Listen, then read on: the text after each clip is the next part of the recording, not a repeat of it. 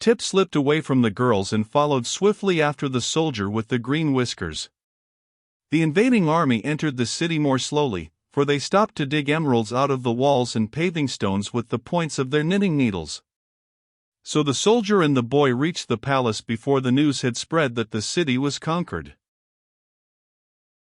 The Scarecrow and Jack Pumpkinhead were still playing at quoits in the courtyard when the game was interrupted by the abrupt entrance of the Royal Army of Oz, who came flying in without his hat or gun, his clothes in sad disarray and his long beard floating a yard behind him as he ran.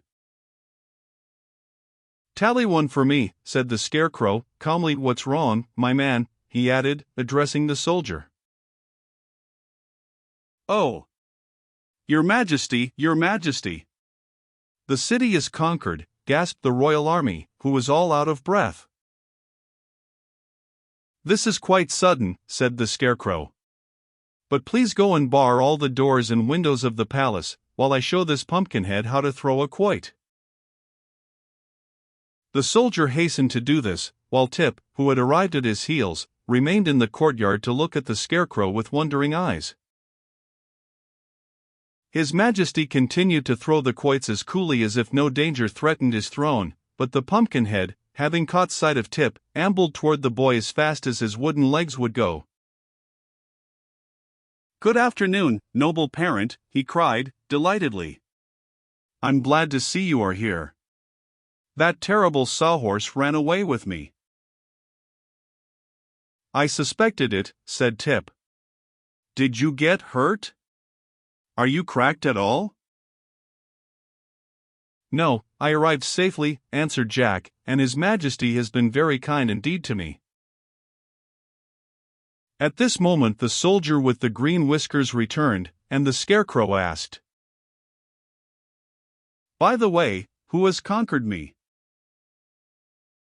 "A regiment of girls, gathered from the four corners of the land of Oz," replied the soldier, still pale with fear. "But where was my standing army at the time?" inquired His Majesty, looking at the soldier, gravely. "Your standing army was running," answered the fellow, honestly, for no man could face the terrible weapons of the invaders. "Well," said the Scarecrow, after a moment's thought, "I don't mind much the loss of my throne, for it's a tiresome job to rule over the Emerald City. And this crown is so heavy that it makes my head ache. But I hope the conquerors have no intention of injuring me, just because I happen to be the king." "I heard them say," remarked Tip, with some hesitation, "that they intend to make a rag carpet of your outside and stuff their sofa cushions with your inside." "Then I am really in danger," declared His Majesty, positively, "and it will be wise for me to consider a means to escape." Image 116. "Where can you go?" asked Jack Pumpkinhead. "Why, to my friend the Tin Woodman, who rules over the Winkies, and calls himself their emperor," was the answer. "I am sure he will protect me." Tip was looking out the window.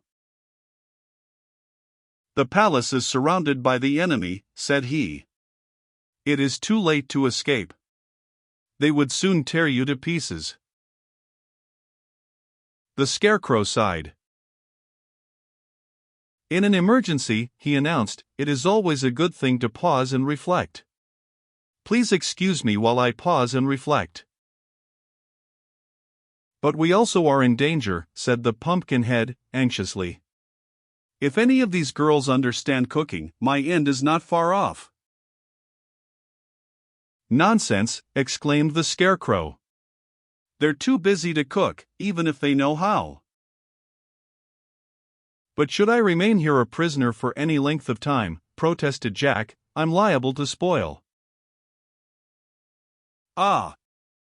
Then you would not be fit to associate with," returned the Scarecrow. "The matter is more serious than I suspected." "You," said the Pumpkinhead, gloomily, "are liable to live for many years. My life is necessarily short. So I must take advantage of the few days that remain to me." "There, there! "Don't worry," answered the Scarecrow soothingly. "If you'll keep quiet long enough for me to think, I'll try to find some way for us all to escape." So the others waited in patient silence while the Scarecrow walked to a corner and stood with his face to the wall for a good 5 minutes.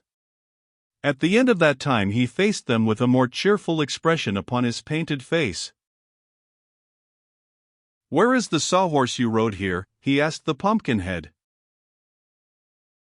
"Why, I said he was a jewel, and so your man locked him up in the royal treasury," said Jack.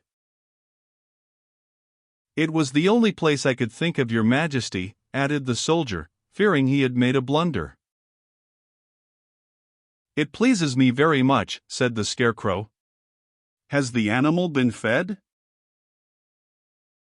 "Oh, yes, I gave him a heaping peck of sawdust." "Excellent," cried the Scarecrow. "Bring the horse here at once."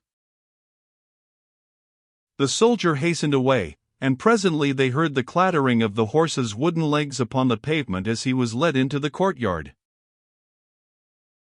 His Majesty regarded the steed critically. "He doesn't seem especially graceful," he remarked, musingly. "But I suppose he can run?" "He can, indeed," said Tip, gazing upon the sawhorse admiringly. "Then, bearing us upon his back, he must make a dash through the ranks of the rebels and carry us to my friend the Tin Woodman," announced the Scarecrow. "He can't carry 4, objected Tip.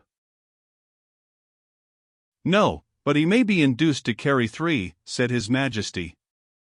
"I shall therefore leave my royal army behind. For, from the ease with which he was conquered, I have little confidence in his powers."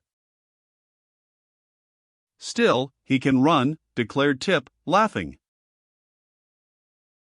"I expected this blow," said the soldier, sulkily, "but I can bear it. I shall disguise myself by cutting off my lovely green whiskers.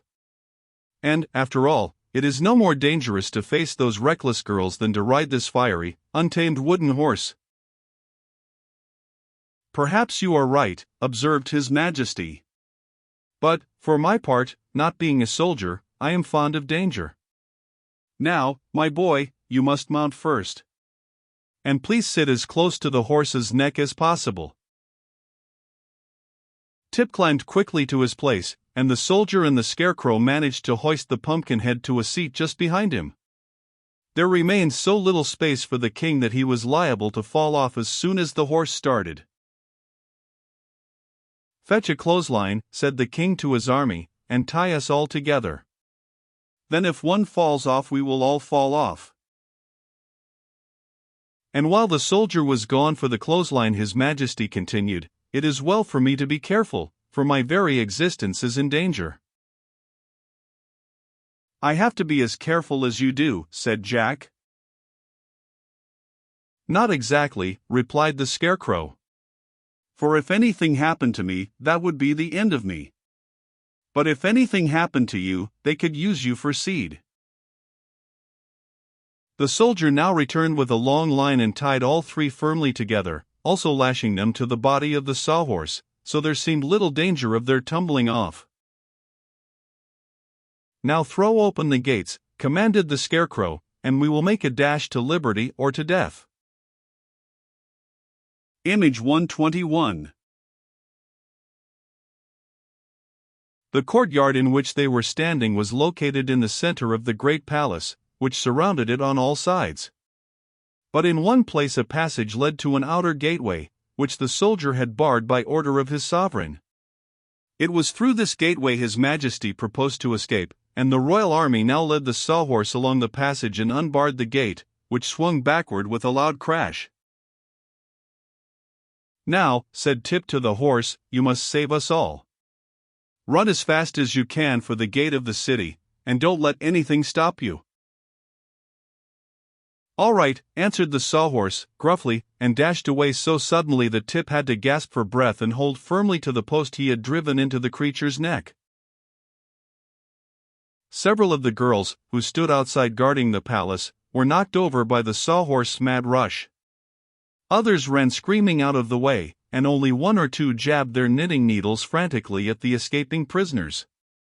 Tip got one small prick in his left arm, which smarted for an hour afterward, but the needles had no effect upon the Scarecrow or Jack Pumpkinhead, who never even suspected they were being prodded. As for the Sawhorse, he made a wonderful record upsetting a fruit cart, overturning several meek-looking men, and finally bowling over the new guardian of the gate, a fussy little fat woman appointed by General Ginger. Nor did the impetuous charger stop then. Once outside the walls of the Emerald City, he dashed along the road to the west with fast and violent leaps that shook the breath out of the boy and filled the Scarecrow with wonder. Jack had ridden at this mad rate once before, so he devoted every effort to holding, with both hands, his pumpkin head upon its stick, enduring meantime the dreadful jolting with the courage of a philosopher. "Slow him up! Slow him up!" shouted the Scarecrow. "My straw is all shaking down into my legs." But Tip had no breath to speak, so the Sawhorse continued his wild career unchecked and with unabated speed. Presently they came to the banks of a wide river, and without a pause the wooden steed gave one final leap and launched them all in mid-air. A second later they were rolling, splashing, and bobbing about in the water, the horse struggling frantically to find a rest for its feet and its riders being first plunged beneath the rapid current and then floating upon the surface like corks. Image 123. Image 124. Image 125.